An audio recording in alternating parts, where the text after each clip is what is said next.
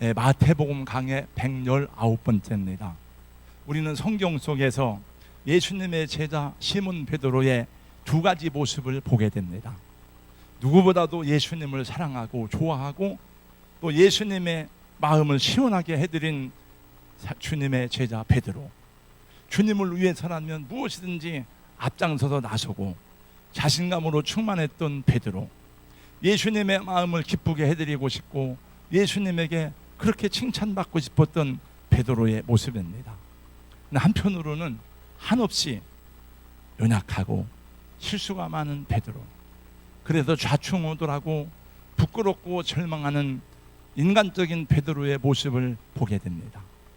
오늘 본문에서는 그렇게 연약하고 인간적인 베드로, 그래서 주님의 마음을 아프게 하고 그래서 가슴을 치며 애통하고 낙담하고 통곡하고 절망하는 베드로를 봅니다.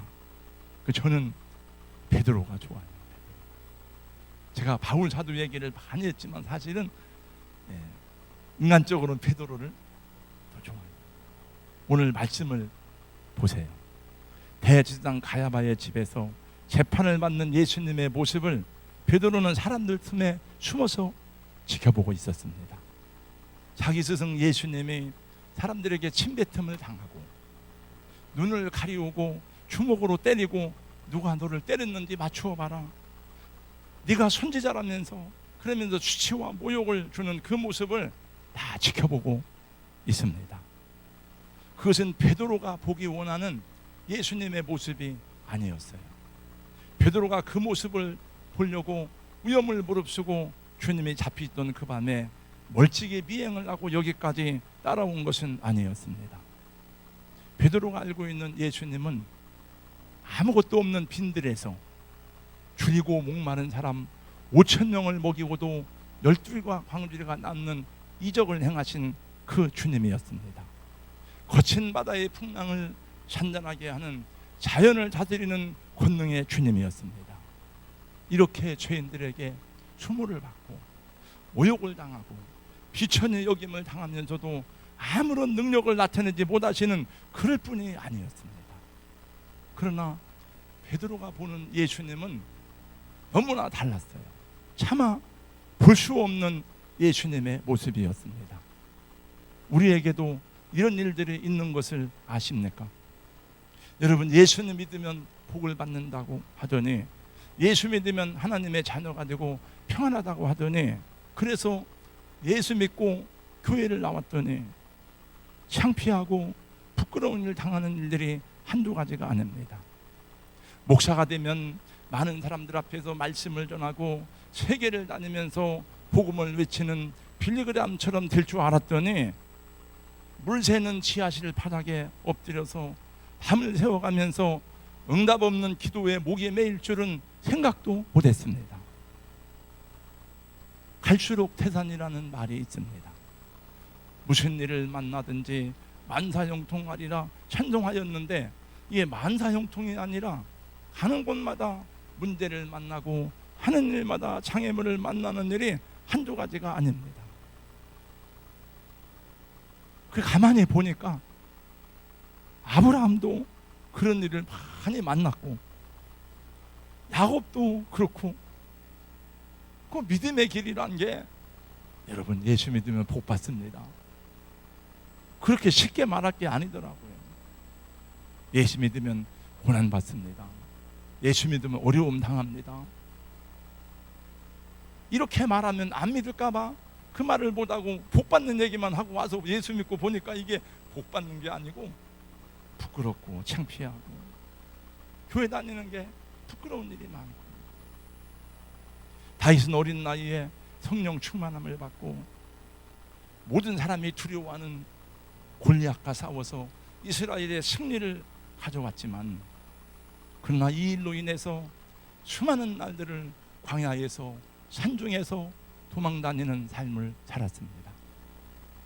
다른 제자들이 다 도망을 가는 순간에도 시몬 베드로는 그래도 여기까지 따라왔는데 예수님이 이렇게 수치를 당하는 장면을 보아야 되다니 도무지 이해가 되지도 않았고, 또 자기 모습은 얼마나 비굴하고 초라한지 모릅니다. 자기가 예수를 따를 때는 배와 그물을 다 버려두고 처자식을 고향에 버려두고 예수를 따랐는데, 성경엔 다 나오지 않았지만은 그 왜 그 배와 그물을 들고 가냐, 얼마나 사람들이 말렸을까요? 그리고 큰 비전과 꿈을 가지고 예수를 따랐는데, 지금 이 환경을 보니까 차라리 이게 꿈이었더라면 얼마나 좋았을까. 야, 나는 어떻게 해야 될지, 예수는 어떻게 될지 수많은 상념과 회원들이, 회원들이 그의 머리와 가슴에 흘러가고 있었습니다. 근데 가야바의 집에서 시종을 들던 여자 하인들이 있었는데, 그 여자 하인이 지나가다가 그 성경에 모닥불을 펴놨다는데 모닥불에 비친 베드로의 얼굴을 알아봤습니다. 그 베드로를 지목하면서 말했습니다. 당신 예수와 함께 있던 사람 아니야? 이 사람 예수를 따라다니는 사람인데. 여러분, 베드로가 얼마나 가슴이 깜짝 놀랐겠습니까? 이 여자가 지금 무슨 소리를 하는 거예요? 내가 무슨 예수를 아는 사람이라고. 그리고 부인했어요. 70절 말씀해 보니까 베드로가 모든 사람 앞에서 부인하여 이르되, 나는 네가 무슨 말을 하는지 도대체 알 수가 없다. 아이고 깜짝이야, 괜히 놀랬네. 사람을 좀 똑바로 보세요. 베드로는 태어난 척 가슴을 쓸어내렸지만 자리를 옮겼습니다. 71절 말씀해 보니까 앞문까지 나아가네. 왜 문으로 나갔겠습니까? 여기 있으면 안 되겠구나. 적당한 때, 지금 피하면 의심을 받을 테니까 적당한 때에 그 자리를 피하려고 자리를 옮긴 것입니다. 조금 있더니 다른 여자 하인이 가다가 또 베드로를 알아보고 말했습니다. 71절에요. 거기 있는 사람들에게 말하되, 이 사람은 나사렛 예수와 함께 있는 걸 내가 봤다.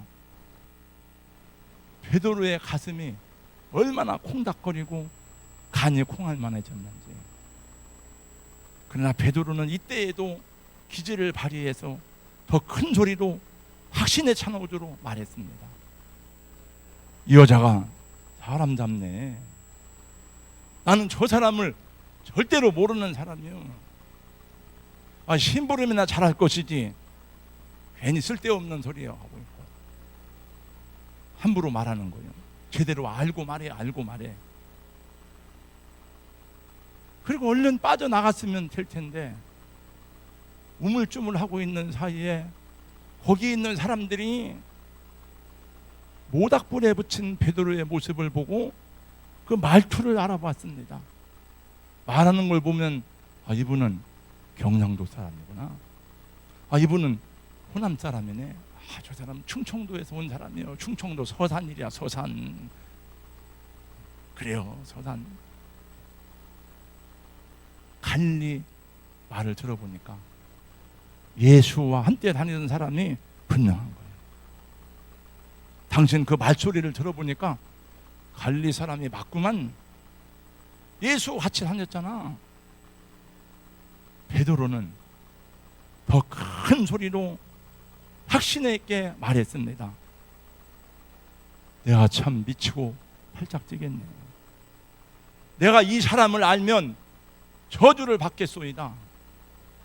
하나님 때에 맹세코 나는 저 사람을 알지 못해요. 괜한 사람 잡지 마세요. 여러분, 이 말이 베드로의 진심입니까? 이렇게 말하는 것이 베드로의 본심에서 나온 말입니까?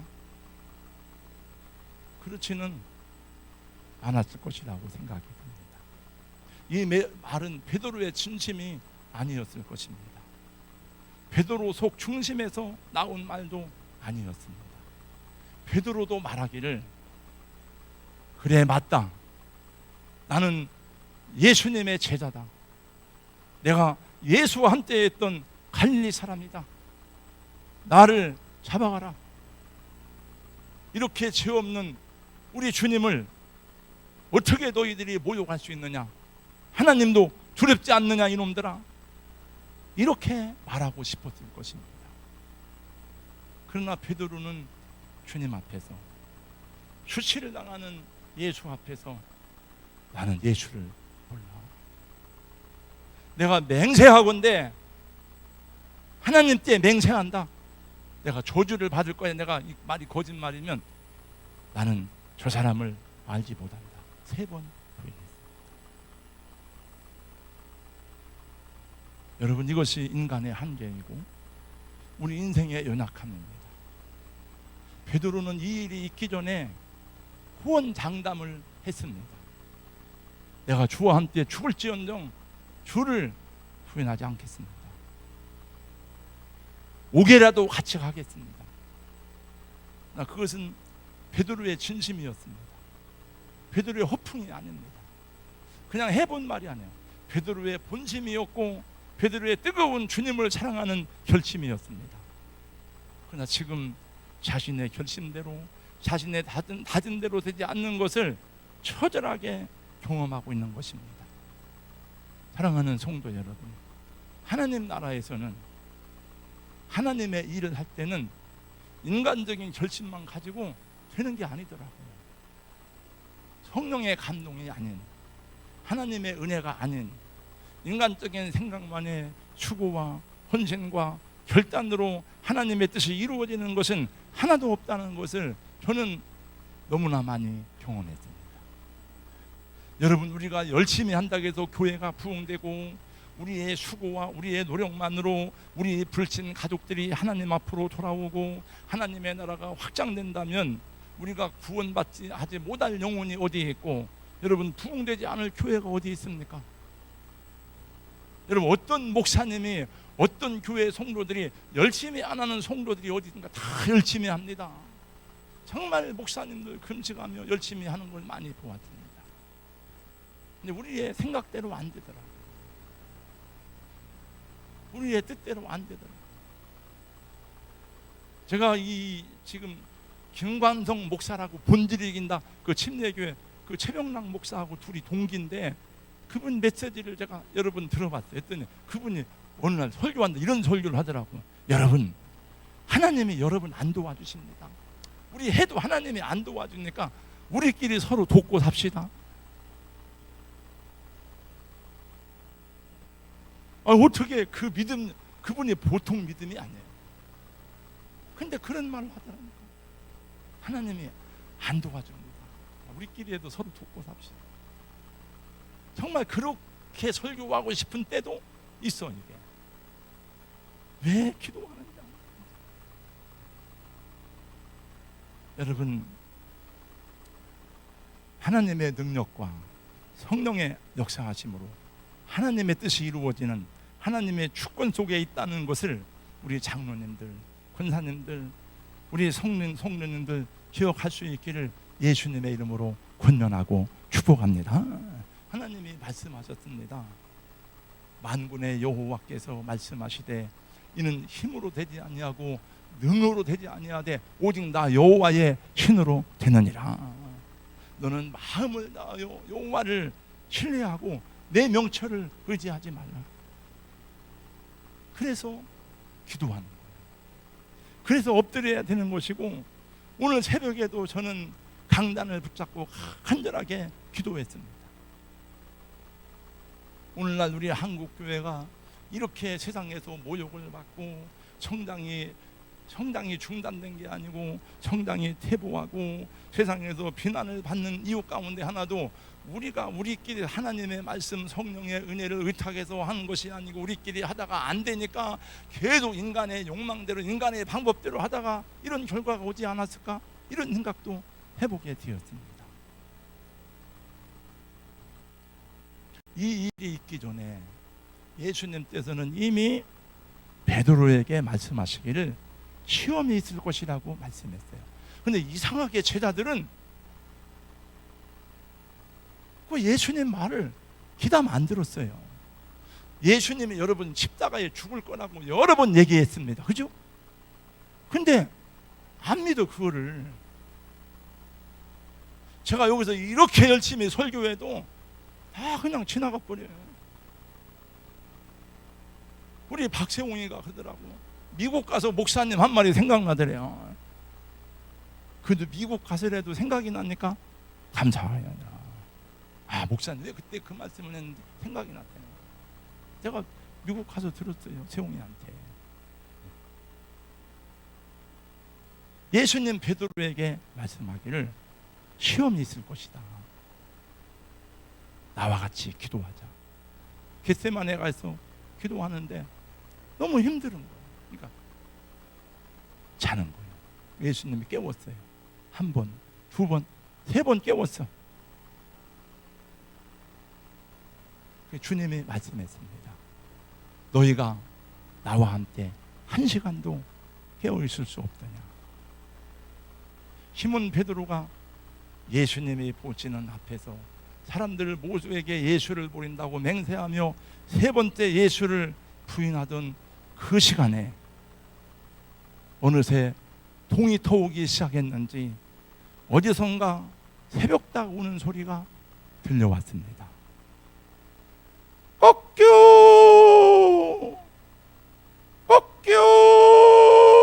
꺾여! 여러분, 예수님이 지난 밤에요, 지난 목요일 밤 만찬석상에서 베드로에게 뭐라고 하신 말씀이 생각나십니까? 예수께서 이르시되 내가 진실로 너에게 말하노니 오늘 밤 닭이, 다른 성경이니까 두 번 울기 전에 내가 세 번 나를 부인하리라. 베드로가 그 말을 듣고 대답했습니다. 마태복음 26장 35절 제가 얼마 전에 설교한데 다 같이 보겠습니다. 시작. 베드로가 이르되 내가 주와 함께 죽을지언정 주를 부인하지 않겠나이다 하고 모든 제자들도 그와 같이 말하니라. 새벽닭 오는 시간에 베드로는 예수님의 말씀이 생각났어요. 닭 울면 울기 전에 내가 세 번 부인할 것이다. 닭 우는 소리를 듣는 순간에 예수님의 말씀이 생각이 났어요. 밖으로 뛰쳐나가서 울기 시작했습니다. 그냥 운 게 아니에요. 통곡하며 울었습니다. 성경에는 힘의 통곡합니다.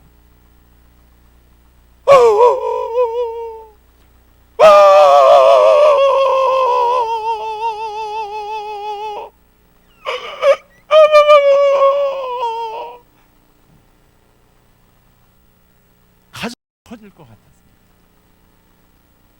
차라리 땅이 꺼져가지고 그 속에 들어가서 죽고 싶었습니다. 그냥 어디 숨을 데도 없고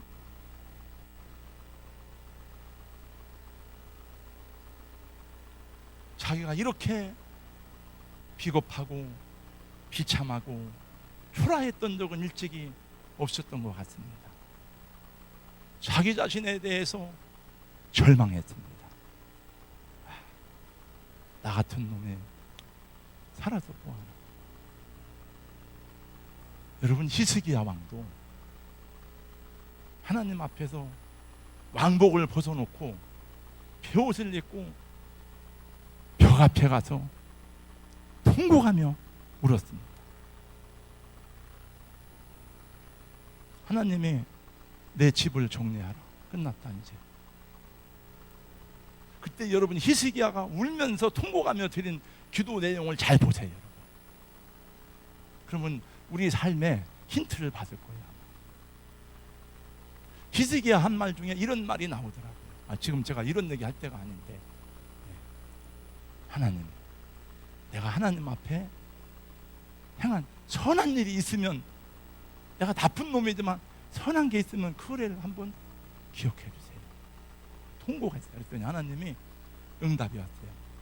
내가 내 눈물을 보았다. 생명을 살려줬어요. 예수님도 통곡하며 우시며 기도했어요. 그게 많이 나옵니다. 히브리서 5장 7절에도 보니까 심한 통곡과 눈물로 간구와 소원을 올렸고. 여러분 통곡하세요. 통곡 기도회 아세요? 한국 교회에 목사 장로가 모여서 드리는 통곡 기도회가 있습니다. 저는 한 번 참석해 봤습니다. 지금 코로나 때문에 중단됐어요. 북한 형제들을 위해서 기도하는 거예요. 저는 아까 그 생각이 났습니다. 장로님 기도하는데 우리가 그동안 눈물로 성가대 찬양하기 기도했다고 그랬는데 북한에 있는 형제들은 하고 싶어도 할 수가 없어요. 다 숨어서 그 신자들이 크찬들이 많습니다. 북한 형제들을 위해서 하는 기도가 통곡 기도회입니다. 유튜브 들어가 보세요. 통곡하여 기도할 일이 많아요. 애통하며 기도할 일들이 제가 보니까 성령이여 강림하사 나를 감하시고 애통하며 회개할 맘 충만하게 하소서. 예수여 비오니 나의 기도 들으사 애통하며 회개할 맘 충만하게 하소서. 사랑하는 성도 여러분, 모든 치료에는 아픔이 따라오게 마련하는 것을 여러분들이 아실 것입니다. 병든 사람이 나으려면 고통 속에서 비명을 치를 수도 있고 쓰디쓴 약을 먹기도 해야 되고 몸부림을 치기도 해야 됩니다. 그 치유와 회복에는 아픔이 따르게 마련이고 고통이 따른다는 것을 여러분도 아십니다. 그 고통과 아픔을 거부하는 사람은 스스로 죽음의 길을 가는 것일 수도 있습니다. 영적인 일도 마찬가지예요. 신앙생활도 마찬가지입니다. 제가 1:1 낭육을 지금도 하고 있어요. 또 시작했습니다. 지난주부터. 할 사람이 많은데 1:1 낭육 해야죠. 목사님 시간이 없습니다. 그럼 뭐 하는 일에 시간이 여러분 많이 있다. 그렇게 열심히 돈을 버는 일에 시간이 많습니까? 그럼 돈을 많이 벌어서 헌금도 한번 막 집을 바치듯이 해보세요. 이영희 권사님은 이번에 자기 대치동에 집을 바쳤더라고. 18억짜리 선교사 여기 숙소 짓는데. 그렇게 하세요.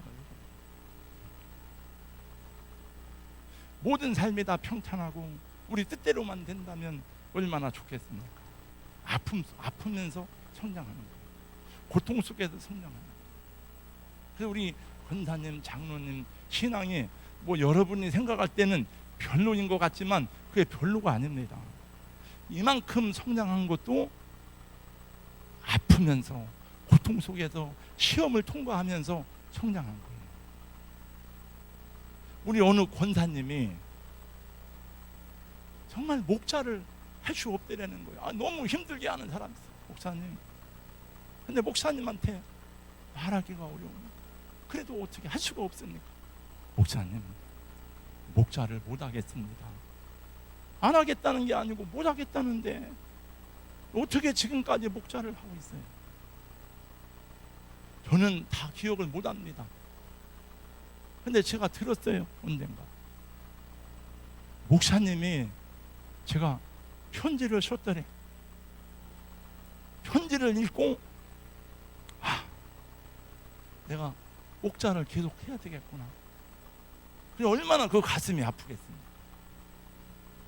지금도 감사함으로 하고 있는 거예요. 코로나가 찾아온 지 1년이 넘고 예배에도 많은 제한이 있고 지금은 안 찾으면 우리 예배 드리는데 경찰 또 경찰들이 오고 예배드는데 사람들 왔다 갔다 하고 앞에 앉아 있는데 장로님들이 와서 목사님 밖에서 지금 누가 찾아와서 막 신고한답니다. 아유 막 불안하고 안 모이고 오락에도 안 오는 사람들이 힘드는데 여러분도 기도했지만 저도 염려가 되지 않겠습니까? 아, 우리 선교하는 교회가 이렇게 많은데 어떻게 선교를 할 수 있을까? 교회 운영은 앞으로 어떻게 해야 될까? 그런 염려가 있었지만 그 모든 염려도 다 인간적인 기호라는 것을 알게 되었습니다. 여러분 성도들이 코로나19에도 불구하고 자기가 해야 될 일들은 믿음이 있는 사람은 다 하는 것을 저는 알게 되었습니다. 믿음이 있는 사람은 상황이 어떻게 바뀌든지 상관이 없어. 자기가 어떻게 이 믿음을 지켜야 되는지 알고 있기 때문에 그건 저절로 된 것이 아닙니다. 그래도 믿음이 있네 없네 주회종에게 야단을 맞아가면서도 30년이 넘는 역사 속에서 이루어진 믿음의 뿌리가 있기 때문에 그런 거예요. 그래서 저는 하나님께 감사하지만 우리 성도님들에게 감사합니다.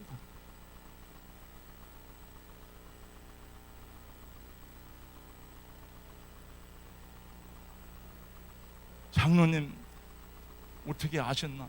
눈물을 흘리며 말씀을 준비했던데 제가 어느 때는 근데 왜 저 요새는 갱년기가 그런가 막 눈물이 많이 나오냐. 조금만하면 막 눈물이 나오려고 해요. 일부일 때는 막 눈물이 이렇게 나오려고 해요. 목요일 저녁까지 제가 주석을 보고 초안을 잡고 하면서 왜냐하면 목요일 날까지 어느 정도 마련됐어요. 왜냐하면 저 우리 방송사역 가는 종현이 형제가 목사님 금년 1월 달에 둘이 앉아서 얘기하는데 저한테 막 여러 가지 요구를 하면서 목사님 금요일 저녁까지 원고가 다 올라와야 됩니다. 토요일 날 해야 미안하지만 토요일 날까지 안 되냐? 안 됩니다. 금요일까지. 그래서 제가 바뀌었어요. 목요일 저녁까지는 와야 돼요. 그리고 금요일 날 해가지고 올려야 됩니다. 토요일 날 다시 그걸 갖다가 또 정서해서 뺄 거 빼고 더 할 거 더 하고. 그래서 토요일 날 저녁까지 계속 씨름을 하면서 영감 있는 메시지가 잘 나오지 않는 거예요. 그래도 아무튼 씨름을 하면서 준비해놓고 집에 돌아가서 제가 책을 읽는데 요즘에 읽는 책 가운데 여러분 말틴 노이드 존스 주회종들은 이런 책을 읽기 싫어도 다 읽으라고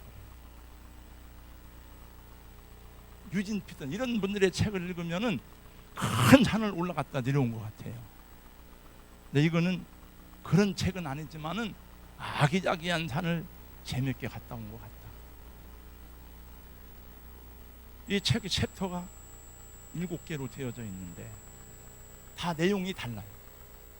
여기 나온 화려한 영성이라는 책인데 이 마크 피터슨이 지은 책입니다. 근데 제가 5번째 챕터를 읽는데 그 책의 내용에 베드로의 얘기가 나오는 거예요. 예수 부인한 그 얘기가.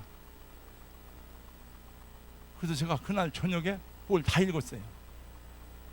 저 사람은 내가 뭐 하는지도 모르고 왜 앉아냐고 막 그러는데 이게 우연이겠습니까? 이 책에서 나오는 내용의 한 부분에 대해서 전하고 마치겠습니다. 5장의 서두에 나오는 글입니다. 최악의 날도 결코 나쁘지 않으면 주님의 은혜가 있습니다. 세상의 날도 아무것도 아니니 결국 주님의 은혜가 필요합니다. 인생의 하루하루가 모두 하나님의 은혜로 엮여 있어야 합니다. 제리 브리지스가 한 말입니다. 여러분 베드로가 예수님을 부인한 내용이 마태복음에 나오는 게 아니고 누가복음에도 자세하게 나와요.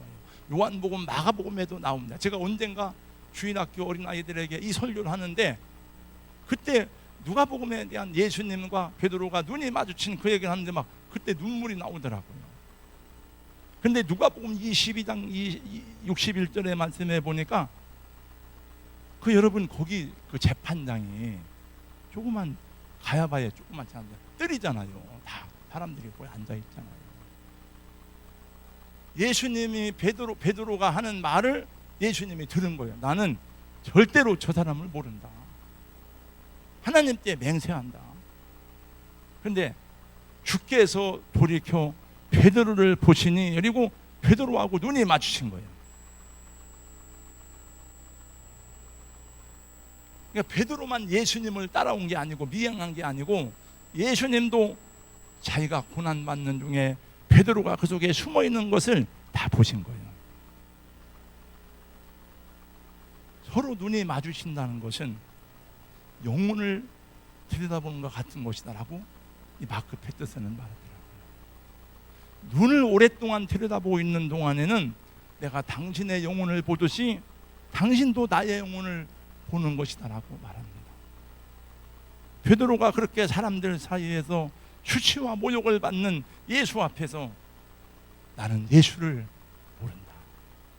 부인할 때에 베드로하고 예수님하고 눈빛이 마주쳤는데 예수님이 어떻게 했어요? 더러운 배신자. 예수님은 아무 말씀도 필요하지 않았습니다. 시몬아, 나를 봐라. 네가 이 사람들 앞에서 나를 부인하고 있지만 나는 내가 그렇게 나를 부인할 것을 이미 알고 있었다.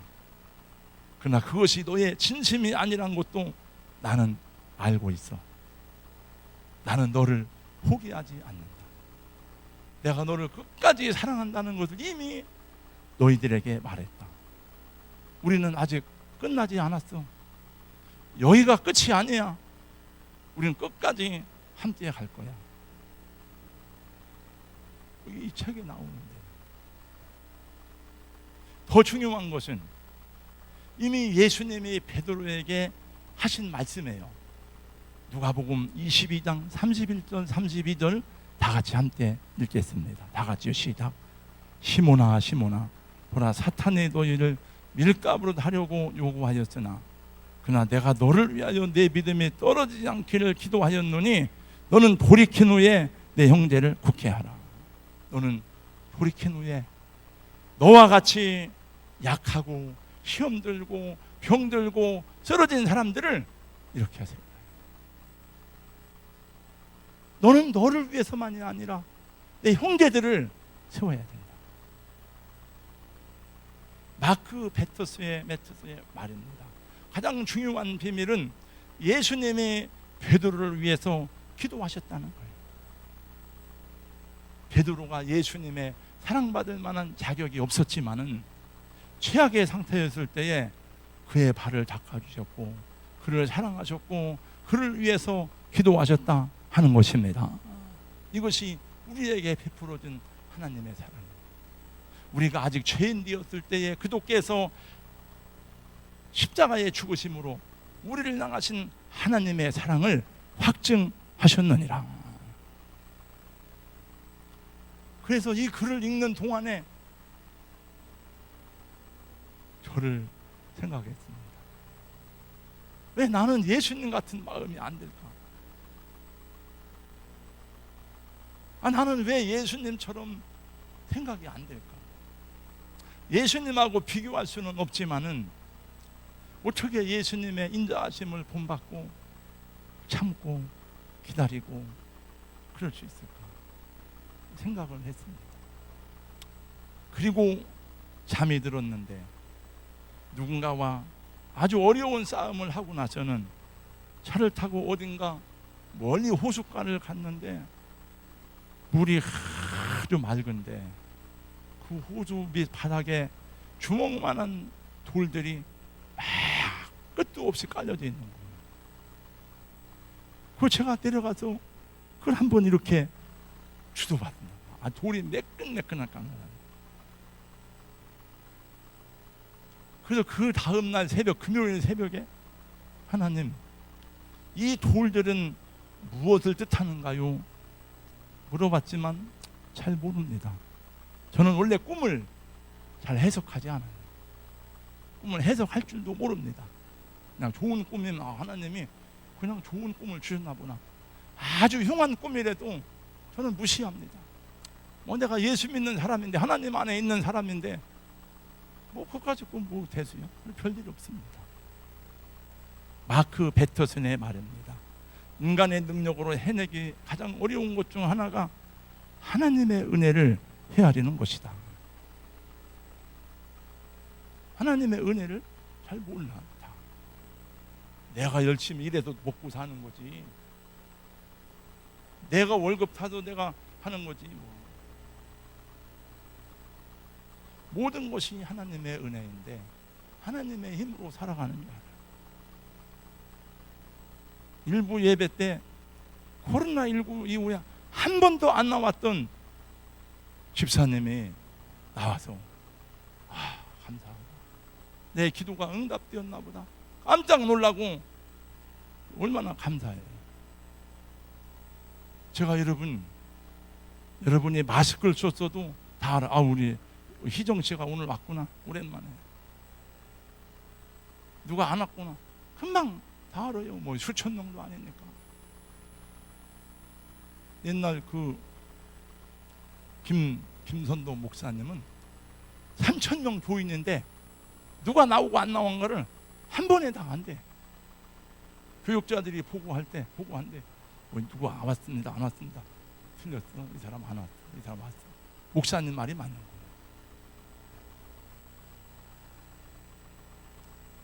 그리고 다시 봤는데 그분이 아니더라고. 내가 헛개비를 본 것 같아요. 다른 사람이더라고.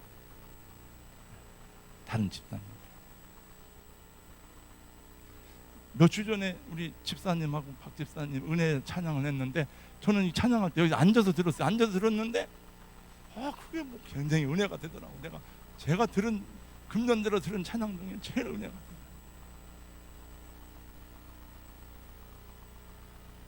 그래서 저거를 녹음해서 다 들어보면 좋겠다 이런 생각을 했어요. 근데 며칠 전에 우리 말씀 샤우팅하는 거기에 또 그 찬양을 어떤 복음 가수가 부르고 올려놨는데 그 찬양 은혜 받았다고 나오더라고요. 여러분 그것도 은혜 받았지만 여기서 부르는 라이브로 부르는 찬양의 은혜가 돼야 할 줄로 믿습니다. 감사합니다. 은혜 받았습니다. 제 베드로 생각을 이번 주 내내 베드로 생각을 했어요. 오늘 아침까지 베드로는 여러분 다시 주님을 부인하는 일은 없었지만은 성격은 그대로입니다. 베드로는 물론 그래서 원래 믿음으로 말하면 바울 사도는 베드로보다 한참 후배예요. 그럼에도 불구하고 바울 사도는요 철저하고 분명하고 명확하고 계획적이고 딱딱해요. 베드로한테 막 야단을 치는 거예요. 베드로는 실수가 많으니까. 마지막에 불타는 노마 시가를 빠져나갈 때도 또 예수를 거기서 또 만나. 이 불타는 노마를 향해서 누가 걸어오나. 가서 보니까 예수님이 또 걸어오는 거예요. 쿠어바디스 도미네, 주여 어디로 가시나니까. 나는 네가 버리고 온 노마로 들어간다. 베드로가 발걸음을 돌이켜 노마로 가서 마지막 최후의 십자가를 지죠. 순종하죠. 베드로는 성격이 자체가 다혈질이에요. 좌충우돌. 그래서 오늘 아침에는 그 생각이 나더라고. 천국에서 베드로하고 예수님 만났을 때에 예수님이 아마 예수님이 제일 어깨동무하고 가까이 있을 사람이 베드로였을 것 같아요. 엠마, 암만 그래도 그렇지 엠마. 그래도 내가 거기서 내 맞고는데 나를 부인하냐 자식아. 그런 얘기 했을 것 같아요. 그래서 저도 가서 그런 자리에 한번 껴보고 싶은 생각은 나는데 잘 모르죠. 제가 낄 만한 자격이 됐는지. 닭울음 소리가 들릴 때마다 베드로는 울었다는 교회의 전승이 있습니다. 닭울음 소리는 베드로의 영혼을 깨우는 소리였습니다. 닭울음 소리는 베드로 자신으로서는 내가 얼마나 연약한 인생인지를 일깨우는 소리였습니다. 닭울음 소리는 베드로가 주님 앞에서 새롭게 거듭나고 헌신을 약속하신 상징으로 바뀌게 되었습니다. 그래서 많은 교회에 십자가 종탑 위에 닭 모양을 세워 새겨놓은 것을 여러분 아십니까? 저기 익산에 가다 보니까 그 무슨 성당이죠? 유명한 성지들 거기도 보니까 그 종탑 위에다 닭을 세워놨어요. 여러분의 영혼을 깨우는 소리는 무엇입니까? 나를 일깨우고 나를 새롭게 하는 닭울음 소리는 무엇입니까? 오늘 시간이 많이 지나서 영상은 안 보겠지만 일부 예배 때 봤어요. 문성 선교사, 잘 나가는 IT 사업자인데 하나님이 그 영혼을 깨워서 파푸아 뉴기니로 가서 선교사가 되어서, 여러분 내 나라가 아닌 데 가면 풍토병 걸려 죽어요.